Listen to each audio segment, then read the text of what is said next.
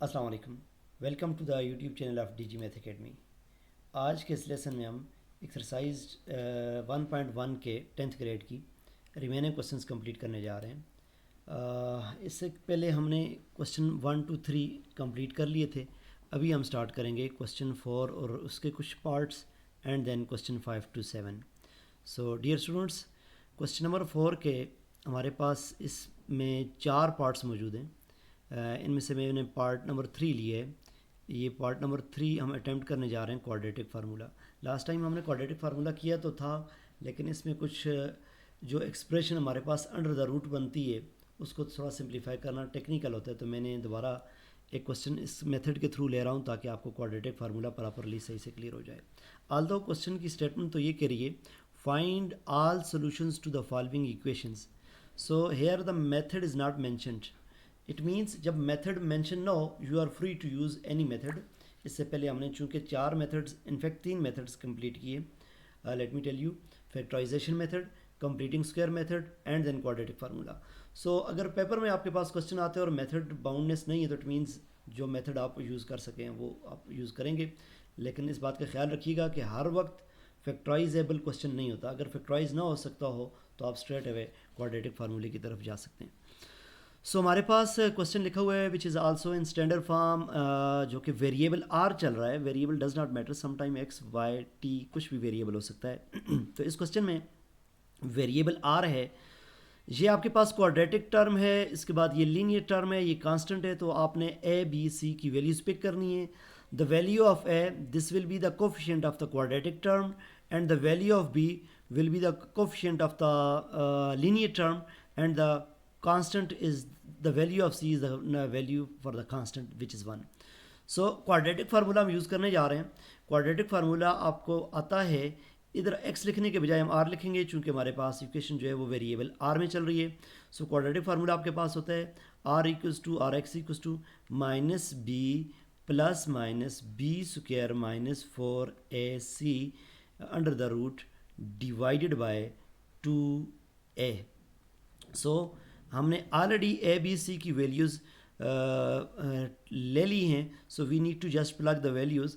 तो b की जगह पर आपके पास 1 आना है। सॉरी, b की वैल्यू 4 है, मिस्टेकनली 1 ली गई है तो b की वैल्यू 4 है।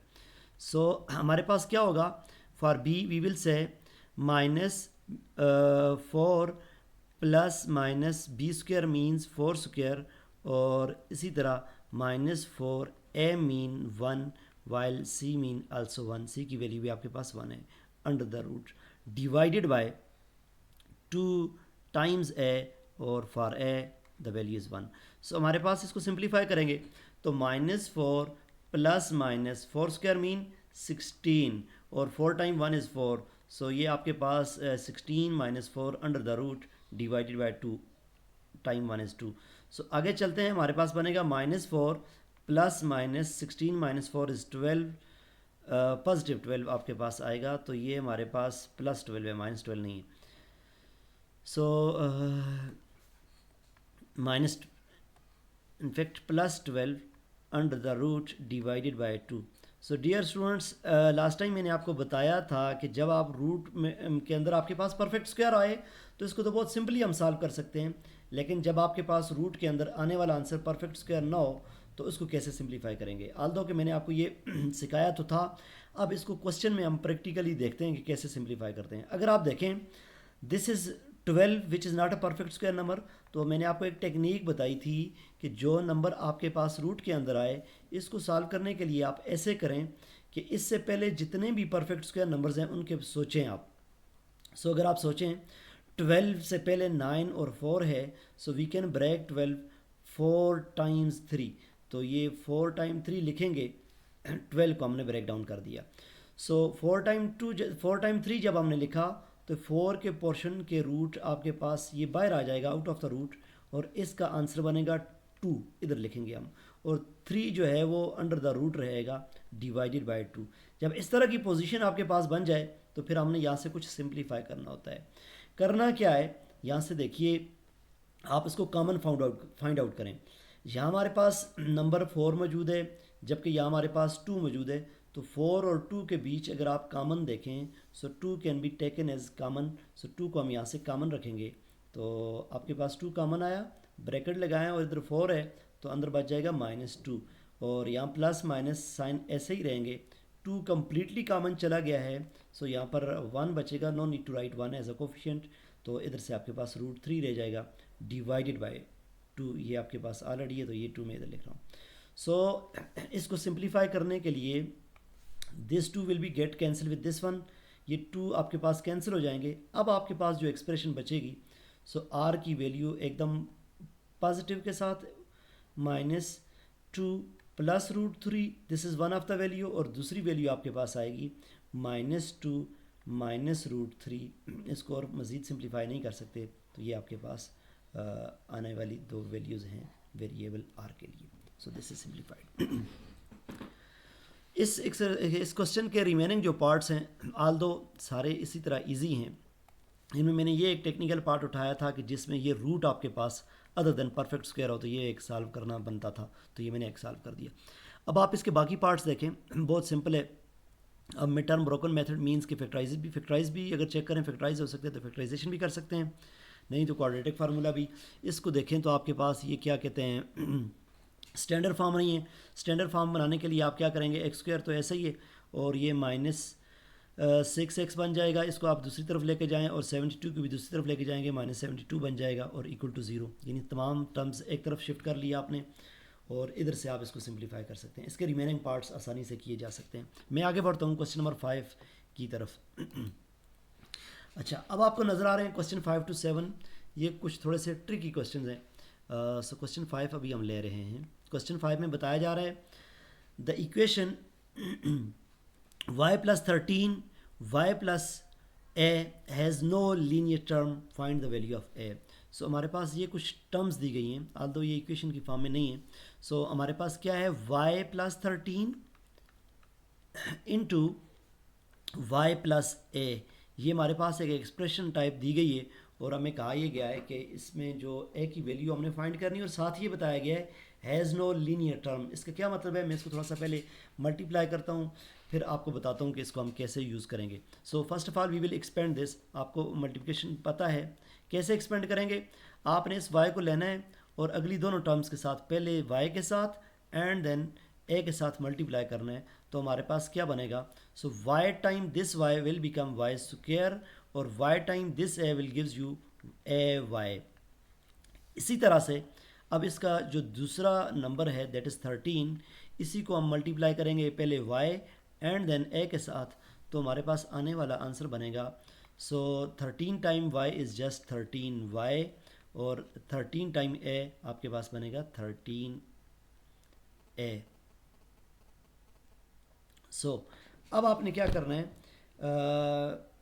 इनमें जो लाइक टर्म्स है उनको इकट्ठा कर लेते हैं। सो कंबाइनिंग द लाइक टर्म्स, कौन सी लाइक टर्म्स हैं जिनमें वेरिएबल y मौजूद है। ये अगर आप देखें इसमें भी वेरिएबल y मौजूद है, इसमें भी वेरिएबल y मौजूद है, तो हम क्या करेंगे, इस इक्वेशन को स्टैंडर्ड फॉर्म बनाएंगे। स्टैंडर्ड फॉर्म क्या होती है, जिस वेरिएबल में आपके पास क्वेश्चन चल रहा हो तो means ax² + bx + c which is equal to 0, तो ये हमारे पास एक प्रॉपर स्टैंडर्ड फॉर्म होती है, यानी पहले क्वाड्रेटिक टर्म, लीनियर टर्म और कांस्टेंट टर्म। तो इसको शेप्स में लाने के लिए हमारे पास दो वेरिएबल्स जो कि लाइक टर्म्स आ रहे हैं, तो हम क्या कर रहे हैं, y² + a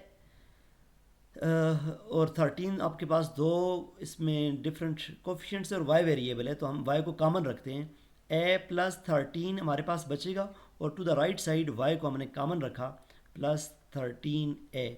अब अगर आप इसको थोड़ा सा चेक करें तो ये हमारे पास प्रॉपर फॉर्मेट बन गया। कैसे, इसको आप देखें, ax² + this whole thing will be considered as b और ये वेरिएबल x की जगह plus these both are treated as constant, ये दोनों कांस्टेंट बन जाएंगे। सो डियर स्टूडेंट्स, अब क्वेश्चन में जो कंडीशंस बताई गई है, आपसे कहा गया है the equation this one has no linear term, this is the important you need to understand. Has no linear term means इसके अंदर लीनियर टर्म नहीं है। सो मैथ में नो का क्या मतलब है, कोई चीज़ मौजूद नहीं है तो इसका मतलब है that is zero. So what will you do, जब लीनियर टर्म ना हो तो उसका मतलब होता है कि ये इसका जो कोफिशिएंट है दैट इज़ ज़ीरो। सो आपके पास इसमें a + 13 which is the coefficient of the linear term. तो चूंकि कहा गया है कि this question does not have the linear term, so फिर क्या करेंगे, आप इसको इक्वल टू 0 सेट करेंगे। So we can say a plus 13, इसको रखा हमने इक्वल टू 0। तो इस रिज़ल्ट से, इस कंडीशन से हम ये रिज़ल्ट डिड्यूस कर सकते हैं। So a plus 13 equal to 0 रखा, तो यहाँ से हमारे पास a के लिए सॉल्व करेंगे तो this will gives us 13। So a की वैल्यू 13 आ गई। This was our task. हमें कहा गया था कि find the value of a। So मैंने आपसे कहा कि ये थोड़ा सा ट्रिकी क्वेश्चन है, इनको आपने थोड़ा सा समझना है और इस तरह ये सॉल्व हो जाएंगे।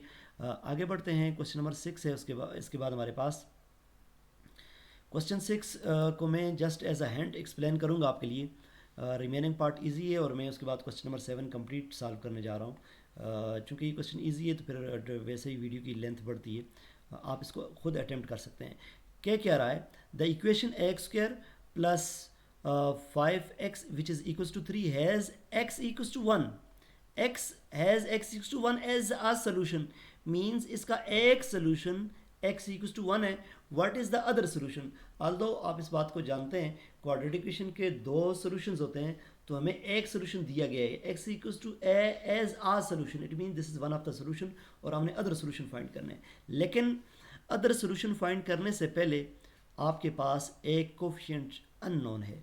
अगर आप देखें x square plus 5x plus 3 equals, लेकिन ये जो a है ये थोड़ा सा प्रॉब्लमेटिक है। इसका हमें जब तक पता नहीं होगा तो इक्वेशन सॉल्व करना हमारे लिए थोड़ा सा मुश्किल होगी।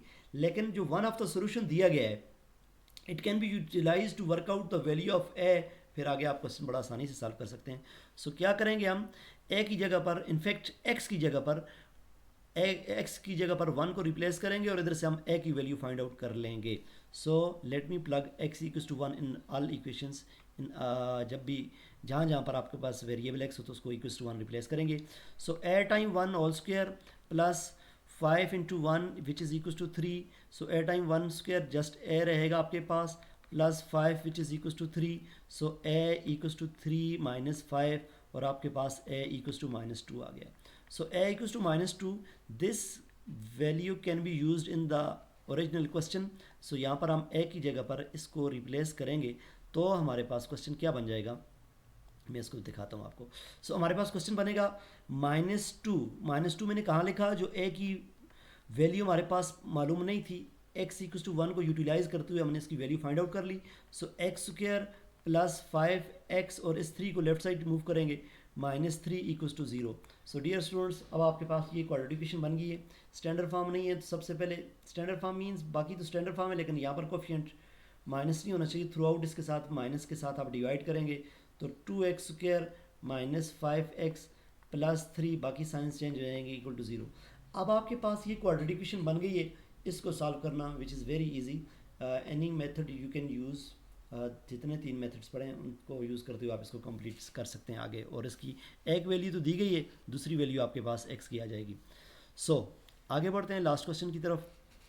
क्वेश्चन नंबर 7 है, आपसे कहा गया है find the what is the difference, what is the positive difference of roots of this equation? You are given this equation और आपसे कहा गया है what is the positive difference of the roots। आपने ये तमाम टर्म्स को समझने हैं। देखिए रूट्स क्या होता है, roots mean the solution set of the equation. देखिए हम इक्वेशन में जो वेरिएबल मौजूद होता है उसकी वैल्यू फाइंड करते हैं at the end. For example जिस तरह हमने पिछले क्वेश्चन में किया, मैं आपको दिखाऊं क्या कहते हैं इस क्वेश्चन में, तो ये r इक्वल्स टू एक वैल्यू ये, दूसरी वैल्यू ये, तो ये इक्वेशन इसकी क्या कहते हैं वेरिएबल्स की वैल्यूज़ हैं, सोल्यूशन सेट है, या फिर हम इसको कह सकते हैं these are the roots of the equation. तो ये इक्वेशन के रूट्स भी कहलाते हैं। तो रूट्स का, सोल्यूशन सेट का दूसरा नाम रूट्स होता है। इन टर्म्स को आपने समझना है। What is the positive difference of the roots? तो हमारे पास पहली बात यह है कि इस इक्वेशन के रूट्स मौजूद नहीं है, सोल्यूशन सेट मौजूद नहीं है। इस इक्वेशन को हम क्विकली सॉल्व करेंगे, इसके सोल्यूशन सेट लाएंगे, फिर उसका पॉजिटिव डिफरेंस फाइंड करना है। पहले मैं इस इक्वेशन को सॉल्व कर लूँ तो फिर मैं आपको आगे समझाता हूँ कि करना क्या है। चूँकि सोल्यूशन करना आपको आता है तो मैं थोड़ा सा क्विकली मूव करूँगा क्वाड्रेटिक फार्मूले के थ्रू, जल्दी से हम इसको सॉल्व कर लेते हैं। So a equals to 1, b equals to -7 and c equals to -9। So quadratic formula straight away आप जानते हैं कि क्वाड्रेटिक फार्मूला हमारे पास होता है, वेरिएबल x चल रहा है, x equals to -b plus minus b square -4ac divided by 2a और यहाँ पर आपके पास रूट। सो वैल्यूज़ प्लग करते हैं इसमें। क्या क्या वैल्यूज़ हैं अगर आप देखें तो हम लिख सकते हैं माइनस बी, माइनस और इसकी वैल्यू -7 है, आपके पास आएगा plus minus -7² -4, this is not 49, this is for a. 4 और ए की जगह आप लिखेंगे 1 और सी की जगह पर -9 under the root divided by 2a। So यहाँ पर वैल्यूज़ प्लग की, ए के लिए भी 1, इसको कैलकुलेट किया तो 7 बन जाएगा आपके पास, और -7 का स्क्वायर विच इज़ 49, और 4 time 9 is 36, minus time minus plus हो जाएगा, plus 36 under the root divided by 2। अच्छा, क्या करते हैं आगे हम, मैं इस क्वेश्चन को नेक्स्ट पेज पे लेके जाता हूँ। नेक्स्ट पेज पे लेके जा रहे हैं और उधर हम जाकर इसको अटैम्प्ट करते हैं। हमारे पास क्या क्या वैल्यूज़ आई हैं इनको लिख लेते हैं। एक तो वैल्यू आपके पास x equals to +7 plus minus inside the root था 49 प्लस 36, तो 49 प्लस 36 आप अगर ऐड अप करें तो बनता है 85।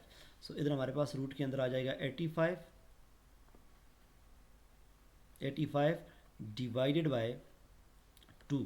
सो इनकी वैल्यूज़ हम रूट सेपरेट करते हैं, चूँकि हमारे पास दो वैल्यूज़ हैं तो इसको एक x1 कह लें और दूसरी को x2 कह लें, आगे चल के करते हैं। तो x1 7 plus root 85 divided by 2, ये आपके पास वन ऑफ द वैल्यू आ गई, जिसको आप वन रूट भी कह सकते हैं, और दूसरे रूट के लिए हम यहाँ पर x2 लिख लेते हैं। सो x1 और x2 दोनों रूट को थोड़ा सेपरेट करने के लिए x1 और x2 लिखे, इसमें कोई मुश्किल बात नहीं है। -85 डिवाइडेड बाय 2। अब आप क्वेश्चन की दोबारा स्टेटमेंट पे आएँ। क्या कह रहा था, आपसे कहा जा रहा था रूट फाइंड करें, तो रूट तो हमने फाइंड किया, what is the positive difference of the roots. तो पहले हमारे पास रूट्स ही मौजूद नहीं थे, यानी कि सोल्यूशन सेट मौजूद नहीं था, इक्वेशन को हमने सॉल्व किया। अब हमने करना है what is the positive difference. लेकिन डिफरेंस तो आपको पता है ना, डिफरेंस का मतलब होता है, अगर नहीं पता तो दो टर्म्स को माइनस करना, दो टर्म्स का माइनस उनको डिफरेंस कहलाता है, और उसका पॉजिटिव डिफरेंस हमने बताना है, what is the positive difference. तो हमने इन दोनों का डिफरेंस करना है और जो पॉजिटिव टर्म आएगी वो हमने बता देनी, दैट इज़ वेरी सिंपल। तो एक रूट तो x1 है, दूसरा रूट x2 है। सो क्वेश्चन की कंडीशंस के मुताबिक क्या करते हैं हम, calculate the positive difference between these two roots. तो उसके लिए हम इसको यूँ लिख लेते हैं, the positive difference is the positive difference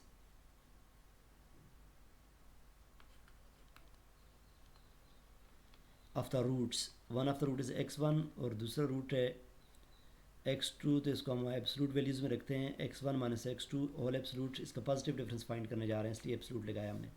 तो क्या कर रहे हैं जी, वैल्यूज़ पुट करें। हमारे पास x1 की वैल्यू है 7, इसको हम सेपरेट भी कर सकते हैं, इस 2 को दोनों के साथ सेपरेट करते हैं ताकि आपको कैलकुलेशन करना आसान लगे। 7 divided by 2 plus 85 divided by 2, और ये रूट के अंदर है, इनको रूट सेपरेट किए जा सकते हैं। कैसे, अगर आपके पास A plus B divide by C हो तो इसको हम लिख सकते हैं A by C plus B by C. तो ये मीन्स के डिनोमिनेटर को सेपरेट दोनों टर्म्स के लिए किया जा सकता है, ये थोड़ी सी मैंने प्रॉपर्टी यूज़ की। तो आगे बढ़ते हैं, इन दोनों का हमने डिफरेंस मालूम करना था, यहाँ पर माइनस रखा, तो उसके लिए मैं क्या करता हूँ, यहाँ पर ब्रैकेट लगाएंगे, चूँकि माइनस है तो आपके पास इन दोनों टर्म्स को मैं दोबारा सेपरेट रखता हूँ, 7/2 और ये वाला -85 डिवाइडेड बाई 2 और होल एब्सोल्यूट। क्या करें, हमने क्या करना है जी, इनकी वैल्यूज़ को कैलकुलेट कर रहे हैं, तो आपके पास क्या आएगा, 7/2 प्लस 85 डिवाइडेड बाई 2, माइनस को अंदर मल्टीप्लाई करेंगे तो -7 डिवाइडेड बाई 2 आएगा इधर से, और इधर से दूसरी वैल्यू आएगी, minus time minus will become positive, so plus 85 divided by 2। ये माइनस आपस में कैंसिल आउट हो जाएंगे, आपके पास एक रूट ये बचेगा, दिस इज़ 85 रूट 85, तो ये दोनों ऐड होकर 2 रूट 85 बनेगा, और ये डिवाइडेड बाई 2 चल रहा है। सो ये आपके पास एड अप होगा, this 2 will get cancel with this 1। सो हमारे पास पॉजिटिव डिफरेंस जो आएगा that is root 85। Dear students, I hope कि आपको ये क्वेश्चन समझ आया होगा। सो हमने ये पॉजिटिव डिफरेंस कैलकुलेट करना था, जो कि कंप्लीट कर लिया। इसके साथ ही हमारे पास आज के इस लेसन में हमने कंप्लीट कर ली एक्सरसाइज 1.1 के तमाम क्वेश्चंस कंप्लीट हो गए हैं। सो इसके बाद का जो हमारा लेसन है वो बाय क्वाड्रेटिक इक्वेशन को सॉल्व करेंगे, यानी ऐसी इक्वेशन जो क्वाड्रेटिक ना हो और क्वाड्रेटिक फॉर्म में रिड्यूस की जा सकती हो, तो उसको हम सॉल्व करेंगे। तब तक के लिए अल्लाह हाफिज़।